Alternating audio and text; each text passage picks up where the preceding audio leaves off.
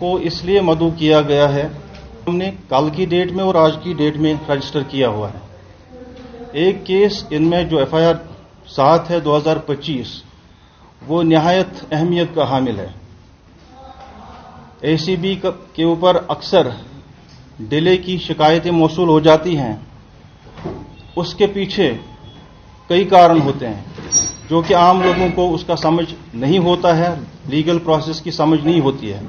लेकिन ACB कभी खामोश नहीं रहती है, हमेशा ताक में लगी रहती है कि जुर्म को अंजाम तक पहुंचाया जाए और मुजरिमों को अंजाम तक पहुंचाया जाए। पहला FIR जो हमने लॉन्च किया है कल शाम देर गए, FIR नंबर 7 2025, ये हमारी होकरसर वेटलैंड के बारे में है। आपको पता है होकरसर वेटलैंड जो है ये इको फ्रेजाइल जोन है। रामसर कन्वेंशन के तहत नोटिफाई हुआ है और उसके तहत इसकी देखरेख चलती है। इसकी कैरिंग कैपेसिटी 2014 के फ्लड्स के बाद कम हो गई थी, जिसको बढ़ाने के लिए इसके बीच से जो कैनाल गुजरती है, फ्लड स्पिल चैनल जो है इसके बीचों बीच गुजरती है, उस कैनल को रीसेक्शनिंग करने के लिए एक प्रोजेक्ट बनाया गया irrigation and flood control department की तरफ से। उस प्रोजेक्ट में प्रोजेक्ट रिपोर्ट के साथ साथ एक एस्टीमेट बनाया गया और एस्टीमेट में बाकायदा दिखाया गया कि जो प्रोजेक्ट के कंपोनेंट्स क्या होंगे, कंटोर्स क्या होंगे। प्रोजेक्ट के मुख्तलिफ कंटोर्स थे, मुख्तलिफ कंपोनेंट्स थे और उसके बाद सीनियर ऑफिसर्स को कंसर्न अफसर ने भेज दिया अप्रूवल के लिए, तो अप्रूवल आ गया। उसके बाद जब NIT फ्लोट की गई इसके बारे में, NIT में वो सब नहीं दिखाया गया जो कि प्रोजेक्ट रिपोर्ट और एस्टीमेट में पहले दिखाया गया, जिसका सीधा मतलब ये निकलता था कि जिस कंपनी को ये बाद में ये काम सौंपा गया उस कंपनी की तरफ डॉक्यूमेंट्री तौर फेवर किया जाए ताकि वो आइंदा तरीके से बदउनवानियां अंजाम दे। ये जो होकरसर वेटलैंड है आप पीछे देख सकते हैं, होकरसर वेटलैंड की बाउंड्री ये है, ये जो येलो में है लाइन, ये इसकी बाउंड्री है। इससे आपको पूरा समझ में आ जाएगा कि करना क्या था और किया क्या गया। इसके बीचों बीच ये फ्लड चैनल गुजरती है, इसको रीसेक्शनिंग करनी थी और रीसेक्शनिंग मुख्तलिफ लीड्स पे करनी थी किलोमीटर के हिसाब से। लेकिन मैंडेटरी NOC में यह रखा गया था इकोलॉजी एंड एनवायरनमेंट डिपार्टमेंट की तरफ से कि ये जो भी आप ड्रेजिंग करेंगे ये आप इस पेरिफेरी के बाहर फेंक देंगे ये मवाद, ताकि जो हमारा वेटलैंड है ये नुकसान से बच जाए और कैरिंग कैपेसिटी भी बढ़ जाए। लेकिन हुआ क्या, जो इसके कंपोनेंट्स थे, जैसे ड्रेजिंग कंपोनेंट था, इसका मशीनरी थी, लेबर था, प्रिपरेशन ऑफ डाइक्स इसमें थे, इन सब को नजरअंदाज करके क्लब किया गया ताकि कंट्रैक्टर को अनड्यू फायदा दिया जाए। जब ये काम स्टार्ट हो गया, इन्होंने किया क्या, इन्होंने यहां ड्रेजिंग तो की, इस ड्रेजिंग का जो मवाद था, एक्सकेवेट जो था, इस एक्सकेवेट को इन्होंने इस पेरिफेरी से आइडेंटिफाइड प्लेसेस पर फेंकना था एज पर लीड्स, जो कि उन्होंने किया नहीं।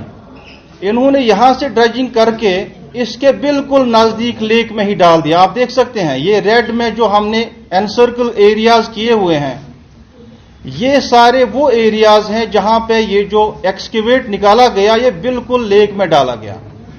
इधर ये पैचेस हैं जो आपको व्हाइट दिखेंगे एनसर्कल बाय रेड लाइन, इसी तरह ये एरिया है, ये एरिया है, इसी तरह इस साइड में भी कुछ एरियाज हैं।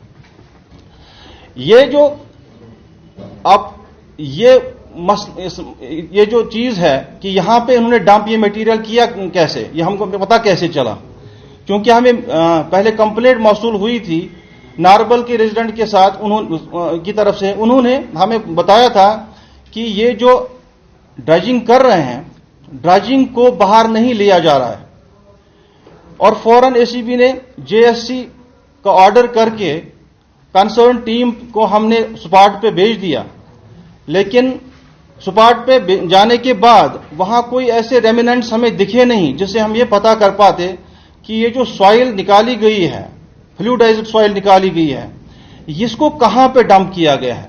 سب سے پہلے ہمارا کوشچن اتھارٹی سے یہ تھا کہ آپ بتائیے آپ نے جو ایکسکیویشن کی ہے اس کے بعد فردر ڈسپوزل آپ نے کہاں پہ کیا ہوا ہے۔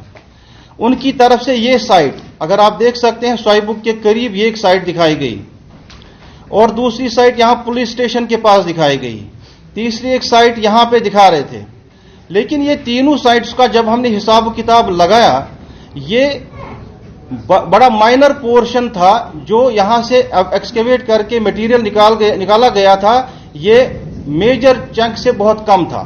میجر چنک جو ڈپوزیشن جس کی تھی مور دین 70% وہ یہی لیک میں ڈالا گیا تھا۔ اب اس سے ہوا کیا؟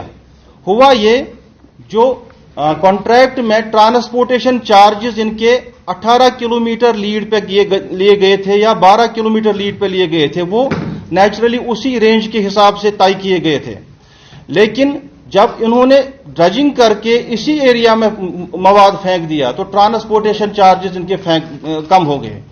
پہلا یہ ہوا کہ اسٹیٹ ایکسچیکر کو جب ہم نے کیلکولیشن اس میں کی کہ ٹرانسپورٹیشن کم ہونے کی وجہ سے اسٹیٹ ایکسچیکر کو کتنا نقصان پہنچا، تو وہ قریباً 2,30,00,000 روپے کے قریب اسٹیٹ ایکسچیکر کو صرف ٹرانسپورٹیشن پارٹ میں نقصان پہنچا ہے۔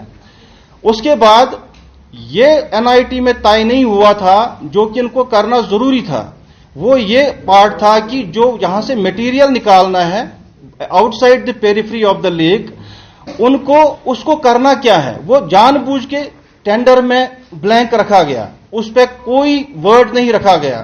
وجہ یہ تھی کہ کنسرن جو لوگ تھے اس کے بعد اس سوائل کا لوٹ کر کے اس کو مہنگے داموں بیچ کے لوگوں کو فراہم کریں۔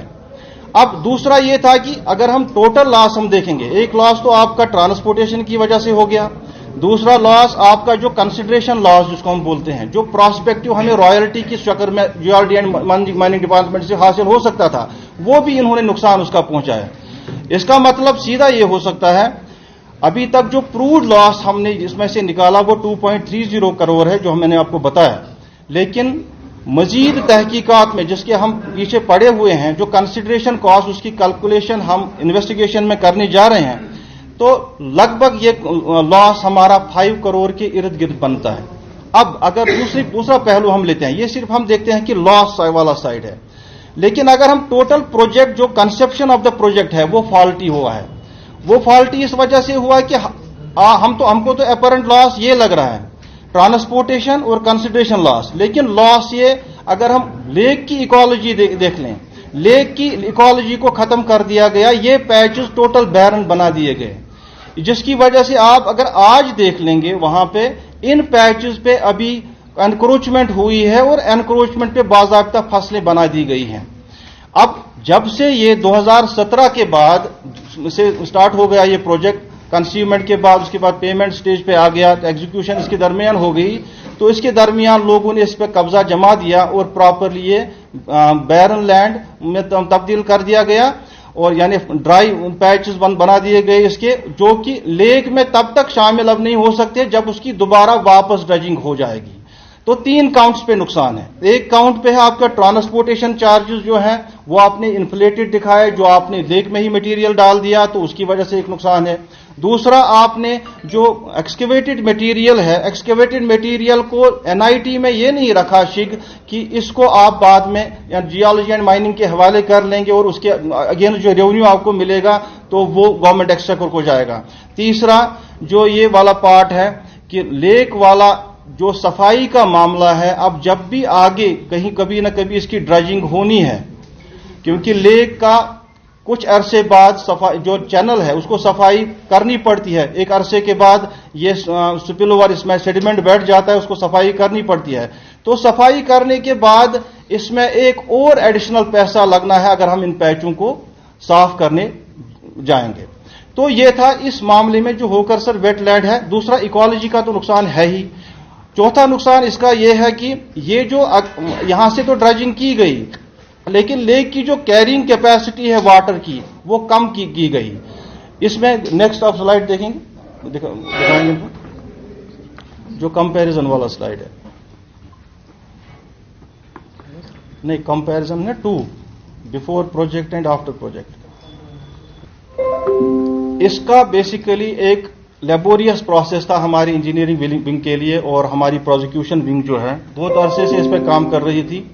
لیکن اس میں دقت یہ آ رہی تھی کہ آپ کا فزیکلی جب آپ نے JSC وہاں پہ کیا, جوائنٹ سرپرائز چیک فزیکلی جو ACB کی طرف سے ہوتا ہے, کہ وہاں فزیکلی آپ یہ پروو نہیں کر سکتے تھے کہ وہاں پہ ایکسکیویٹ کہاں سے اٹھایا گیا, اور اٹھایا تو گیا تھا چینل سے لیکن ڈالا کہاں گیا تھا. اس کو پروو کرنے کے لیے ہم نے گوگل امیجری کا استعمال کیا اور وہ ان فوٹوگرافس کا استعمال کیا جو خود ہم نے irrigation and fluid control department سے حاصل کی تھی. اس میں ہم نے کمپیریزن کے بیسس پہ یہ پروو کیا کہ یہ وہ پیچز ہیں جہاں پہ ڈمپنگ کی گئی ہے جن کے بارے میں ہمیں مسلیڈ کیا جاتا ہے. یہ ہے, یہ والا آپ اگر دیکھ لیں گے, یہ ہے یہ والا جو اس سے پہلے پروجیکٹ سے پہلے والی آپ کی جو پکچر ہے لیفٹ سائڈ میں ہے بفور ورک. آفٹر ورک آپ دیکھ سکتے ہیں کہ چینل کے اس سائڈ میں بالکل ڈرائی پیچ آف لینڈ آپ کے سامنے ہے. وہاں لیفٹ سائڈ میں آپ کو مارشی والا پیچ دکھے گا لیکن فوراً اس کے بعد آپ کو ڈرائی پیچ ملے گا. ڈرائی پیچ کا مطلب ہے کہ ڈمپنگ اسی جگہ پہ کی گئی ہے جہاں پہ ان کو کرنا نہیں تھا. یہ تھا اس کیس کے بارے میں جو ہوکر سر کے ریلیٹڈ ہے. اب FIR نمبر 8 جو ہے, دوسرا ایک FIR جو ہم نے رجسٹر کیا ہوا ہے 2025, یہ لاوڈا کے بارے میں ہے. ارسوائل لاوڈا جو LCA میں آج ہے, اس کا حالانکہ یہ اتنی زیادہ بڑی اہمیت کا حامل نہیں ہے چونکہ یہ FIR درج ہو گیا آج, تو اس لیے اس کی بھی ذکر کرنا چاہیں گے ہم آپ کے سامنے. یہ اللیگل ایک بلڈنگ پرمیشنز کا معاملہ ہے. 5 ہوسٹل بلڈنگز بنانی تھی گگریبل ایریا میں. ان کے پرمیشن کو پہلے ہی انڈر سیورل وائلیشن جن چیزوں کا خیال پرمیشن دینے کے دوران رکھا جانا چاہیے تھا ان کا خیال نہیں رکھا گیا.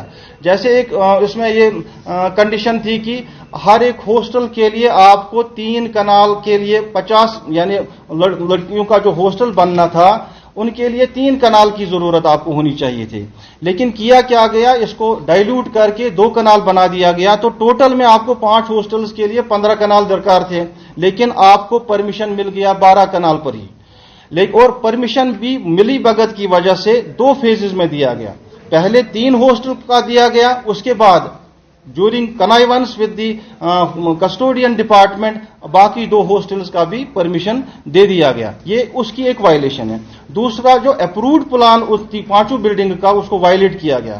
ہاسٹلز کا پرمیشن تھا لیکن ہوٹلز تعمیر ہوئے, نمبر آف رومز اس میں بڑھا دیے گئے اور ٹوٹل اسٹرکچر جو اپرووڈ پلان کے حساب تھے اس کو وائلیٹ کیا گیا. تو یہ تھا ہمارا جو 2 FIRs. اب آپ کو بلانے کا مقصد صرف یہاں پہ یہ تھا کہ اکثر اوقات جو بھی سوشل میڈیا پہ باتیں ہوتی ہیں ACB کے بارے میں کہ بہت ڈیلیڈ معاملات چلتے ہیں, اس میں دونوں چیزوں کا ہاتھ ہوتا ہے. ایک تو ڈیلیڈ کمپلینٹ ہی ہوتی ہے, اور ڈیلیڈ کمپلینٹ کی وجہ سے ہم نے وہ ریکارڈ پھر حاصل کرنے پڑتے ہیں جو اصل میں بہت آبسلیٹ ہو چکے ہوتے ہیں, یا ہمیں ایجنسیز کی طرف سے یہ جواب ملتا ہے کہ ہمارے پاس ریکارڈ اویلیبل نہیں ہے. میکسیمم آف دی کیسز جو ہمارے ACB میں ہیں جو لاوڈا کے ریلیٹڈ ہے, باقی جو ایجنسی جو سٹی کے ان کے ریلیٹڈ ہے, وہ ان کی پلی ایک رہتی ہے کہ 2014 کے فلڈز میں ہمارا ریکارڈ ختم ہو گیا. اب ڈیلے ACB کے لیول پہ نہیں ہوتا, ایک پرکریا ہوتی ہے, ایک انویسٹیگیشن پیٹرن ہوتا ہے, ہر ایک ایجنسی کا الگ الگ ہوتا ہے. جیسے ایگزیکٹو پولیس کا آپ دیکھ لیں گے, وہاں پہ پرائما فاسی کیس بن گیا اور وہاں پہ FIR لگ جاتا ہے تھانے میں. یہاں پہ FIR لانچ کرنے سے پہلے آپ کو بالکل اطمینان سے لینا پڑتا ہے, آپ کو ویریفائی کرنا پڑتا ہے کہ یہ جو آپ केस लगाने जा रहे हैं, रजिस्टर करने जा रहे हैं, क्या वो कोर्ट में टिक सकता है या नहीं टिक सकता है, क्या कल को हम इसकी एविडेंस ला सकते हैं या नहीं ला सकते हैं। जैसा कि इस FIR नंबर 7 2025 में हुआ था, 2017 से ये मामला चल रहा है, आज हो गया 2025। JSC की हमने JSC में मैंने आपको बताया कि क्या मुश्किलात पेश आई। Physically you are not having any clue और एविडेंस की, जिससे आपको बता सकते थे कि जनाब यहां से एक्सकेवेशन हुई है और यहां पे डाल दी गई है। उसके बाद सैटेलाइट इमेजरी, गूगल इमेजरी और वो इमेज जो खुद डिपार्टमेंट ने भेजी थी, उनको कंपेरेटिव बेसिस पे हमने ये इन्वेस्टिगेशन के दौरान ये प्रूव किया कि बिल्कुल ये जो मैक्सिमम ऑफ द मटेरियल जो है वो लेक से बाहर निकाला नहीं गया, वो लेक के अंदर ही डंप किया गया। तो ये चीजें जो है बड़ा टाइम खाती हैं और एविडेंस कलेक्शन के लिए जब हम किसी को केस को कंप्लीट करते हैं और कंप्लीट करने के बाद इसमें भी और भी चेक्स एंड बैलेंस होते हैं, वो उसके बाद ऊपर वाली फॉर्मेशंस में जाते हैं, वो उधर से वेटिंग करके आती है, फिर जनरल एडमिनिस्ट्रेशन डिपार्टमेंट में जाता है तो वहां से वेटिंग होके आती है। तो एक लंबी प्रक्रिया है। तो इस प्रक्रिया के दौरान मकसद सिर्फ ये होता है कि एक वाटर टाइट केस बनाया जाए ताकि मुजरिम जिनको हमने अगर अरेस्ट किया है वो ना छूटें या बाद में कन्विक्शन कोर्ट की लेवल पे हो। अब जो FIR नंबर 7 2025 जो है, इसमें हमने 2 एग्जीक्यूटिव इंजीनियर्स को क्वेश्चनिंग के लिए हिरासत में लिया हुआ है और एक AEE को भी हमने हिरासत में लिया हुआ है, जिनकी हम फर्दर रिमांड लेने जा रहे हैं।